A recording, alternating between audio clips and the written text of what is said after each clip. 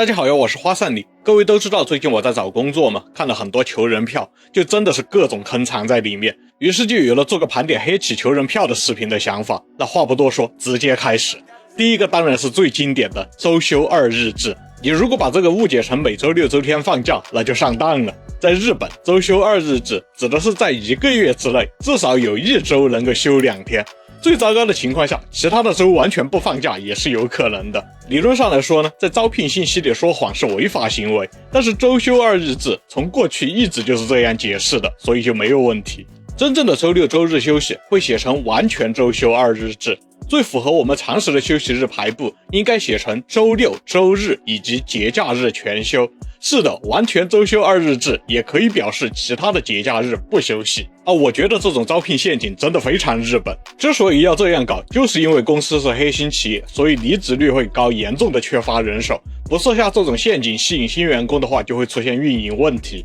其实只要创造出良好的工作环境，提高员工的留任率就能解决问题。但结果是某个大聪明想出了周休2日制这个说辞，还被推广了。如果成本下降，利润上升，就是高管的功劳嘛。但是离职率上升，一般就是现场主管的问题，自然而然的就只能采用这种小聪明了。另外，和周休2日制异曲同工的是每年105天休假。那这个好歹不是想要骗应聘者，不是那么恶劣了。现在很多求职网站都强行要求写全年的休息天数了，公司们也不得不写。但是你要知道，105天真的非常的少，一年大约52个星期，对吧？光是周末就应该有104天休假了。如果是每年105天休假，以及完全周休2日制同时存在，那你就知道你的休息日是什么情况了呗。更过分的是，每年105天休假和周休2日制同时存在，多半就意味着你会被安排的明明白白。日本正常的休息日应该是120天，大部分好职位应该都是给120天到130天的休息，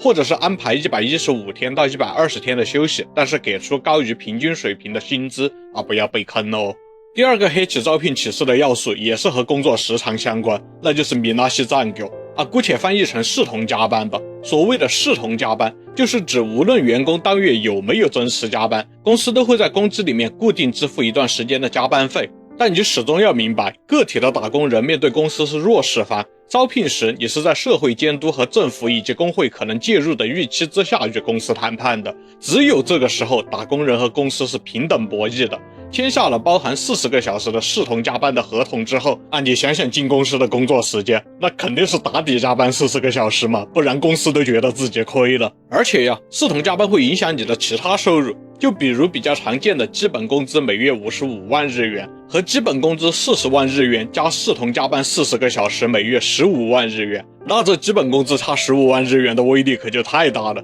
都不加班当然皆大欢喜，如果有一些加班，就变成了一个有加班费，一个没有加班费。即使两边都是黑企要超长的加班，一个按55万月薪计算时薪发加班费，一个只能按40万日元算，实际最后每个月的到手额能差出1/3。不仅如此，每年发1-2次奖金的话，一般也都是写着奖金介于多少个月的工资之间，对吧？当然也是指的基本工资呀。有视同加班的人又要血亏一大笔。总之，我个人跳槽是算时薪的增加，而不是看年收入的增加。如果公司觉得谈不拢就算了，这本身就说明他知道自己公司的工时很长。我个人的物欲并不高，说实话，我还宁愿拿一个年收小几百万，但是实际周工时只有20-30个小时的工作啊！知足者贫贱亦乐，不知足者富贵亦忧。只是确实没有找到这样的工作呀。另外，如果有大额视同加班费的话，想跳槽到新公司时，也很容易被用基本工资的借口压工资，这也是一个定时炸弹。当然，一般年薪超过了800万之后，就很难再有不包含视同加班费的工作了，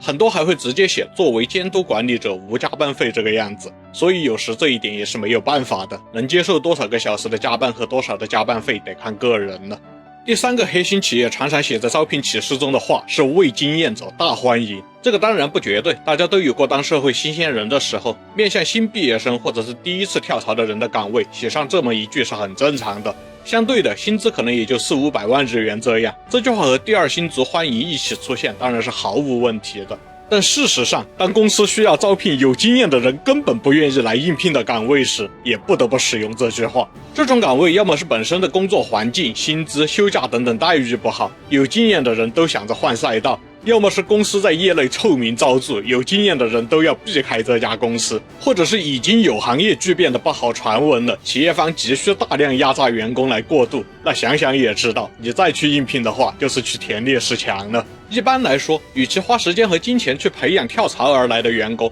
肯定不如把那些年轻又有潜力的新毕业生作为主要培养目标。所以跳槽岗位遇到未经验者大欢迎，真的要当心。当然，现在跳槽文化已经慢慢在日本建立起来了，也有不少的企业会降低应聘门槛，尝试从其他的行业捞取优秀人才。20-30岁的时候也不是不能赌一次嘛。但是如果同时出现了社会人经验不问，那基本就可以确定是坏的那一方了。这个世界有什么时候对我们死宅这么温柔过吗？这种连死宅都可以随随便便投的岗位，肯定是现金好吧。第4个经典黑企招聘启事的台词是 at home 文化，这个应该不用我多解释，大家也懂吧。去了的结果肯定不是上班的时候像在家一样轻松，而是在家的时候也像上班一样高压。会在招聘启事上写出这种话的公司无非有2种，一种是极度不公平，一种是严重加班。有些公司把 at home 文化当借口，其实上司和同事们根本就交往不深，大家也只会在想要你吃亏的时候才拿出为了公司为了同伴这种道德绑架。因为公司文化中有这么一条，你几乎不能直接反驳，久而久之就被集体洗脑了。我找工作时，如果看到一个公司主页的封面是一群员工的笑容合照，那绝对不投简历，就是因为担心这种情况。还有另一种公司声称 at home 文化，而且公司内氛围确实是温馨亲切，那也不是什么好鸟。这种类型的公司，有些还会搞互相倾诉烦恼、帮忙解决的活动。工作结束之后一起去喝酒，假期搞社团活动或者是烧烤，这些也很多，同僚们相互的关系确实不错。但这也意味着员工的私人空间会被大大压缩，会出现用好心为借口频频越界的环境，再加上同调压力，想要拒绝公司的安排就会变得相当困难。结果就是下班之后和假期那点宝贵的私人时间也会被无端占用。总之，公司就是对等的交换关系，不要想着从公司多得到什么，也不要想着多给公司付出什么。喜欢的生活环境、自己的技能成长、私人的困难，这些都跟公司没有屁的关系。无事献殷勤，非奸即盗。最后想说的2条未必能看出是黑企，但是我在这次跳槽的过程中都会注意。其一是积极大规模招聘也不一定就是这句话。一个职位同时招3-5个人的话，我基本不投简历。这种我觉得不算太恶劣的。也有2种情况，一种是很正常的大规模企业，或者是公司开展了一个新的事业部，所以有大量的职位提供。一种确实是黑企，但是这样直说也比前面那些想骗应聘者的要好一些，对吧？前一种无需多言，就是很正常的招聘而已，你只需要从其他的方面了解该公司的环境即可。而后一种，比如几十个100来人的公司放出了10几20个职位空缺，其实就是摆明了想要吸引就职失败者。因为他说积极大规模招聘的目的就是想让求职失败者产生这个公司我也能进的感觉。当然应聘者自己应该也知道这种情况肯定是因为公司够黑，所以长期有大量的离职。但我感觉这种属于物未言之不欲也，把黑写在脸上就是要压榨走投无路的打工人。虽然恶劣，但好歹比那些把人骗进去坑的公司要好。另一个未必能看出是黑企，但是我跳槽时会特别注意一下的是年俸制。所谓的年俸制，就是事先约定好年收入，然后把这笔钱分摊成12个月，按月来支付薪资。这是以前运动员艺人之类的波动比较大的职业会采用的薪酬方式，现在在普通的工薪阶层中也比较普及了。我现在要求的工资和职位其实也是年俸制的高发段，自然不可能个个都是黑企了。而且作为外国人，我也不怎么在乎日本人约定俗成的各种补助，在我眼里这些本来也就只是工资的另一种表现形式罢了，用年俸制反而更简洁明了。但如果出现年俸制的话，需要注意的是加班时间和关于加班费的协议。法律上可没有说年俸制就有什么特别对待，说到底还是会以基本工资加上加班费的形式体现出来。所以在签约之前一定要在纸面上明确基本工资是多少，其中包含了工作日里多少个小时的工作时间，以及关于加班费的规定。那还是回到第2条的视同加班费那里了，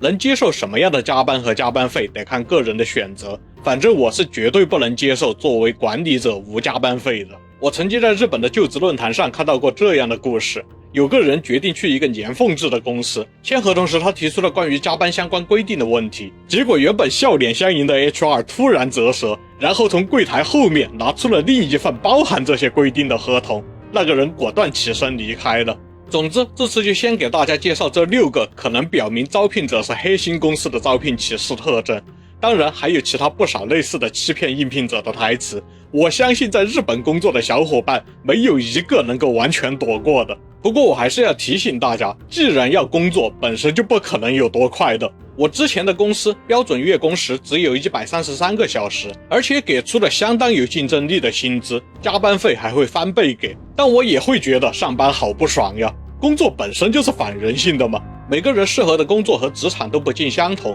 虽然我这次把这些黑心招聘的特点都列出来当做了负面例子，但是也有可能有些人就是觉得这些条件中的某一条反而更适合自己呢。使用了这些约定俗成的话语的公司，也未必都真的是出于黑心。工作中还是要学会调整心态，自我安慰，苦中作乐的。过于高要求也未必对自己有利，谁让我们都是要恰饭的呢？所谓人世苦处都乐，如为父养子而苦，父之乐也；为子弑父而苦，子之乐也。苟无可苦，便无所乐达到了这个境界，才是天命打工人。都看到这了，别忘了点赞、订阅、积分、硬币哦。这里是巫女花散里，我们下期再见。